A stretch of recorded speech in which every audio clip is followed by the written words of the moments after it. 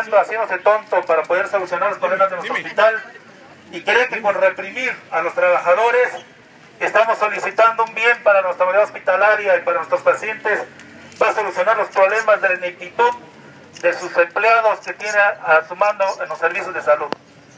Hace unos momentos recibí la llamada de la oficina central en el que nos estaban citando a las 8 de la noche para tener una mesa de diálogo. Este es el diálogo al que está acostumbrado el gobierno de Gabino Cue, de los palos y los garrotes. La policía no tiene culpa, ellos son trabajadores igual que nosotros.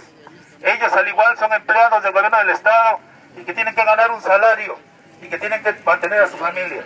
Esa es la realidad. Y tienen ellos que hacer su función. Pero bueno, a fin de cuentas es un aparato de represión del Estado hacia nosotros. Yo creo que no nos debe de inhibir, por el contrario. Hemos tenido una respuesta por parte del Estado porque no tuvieron la capacidad de venir a platicar con nosotros en la mañana. Ellos prefieren este tipo de diálogo que se maneje bajo ciertas circunstancias. Bendito sea Dios que tenemos el valor de ser de oaxaqueños y poder defender a los oaxaqueños como son también los policías que están aquí enfrente.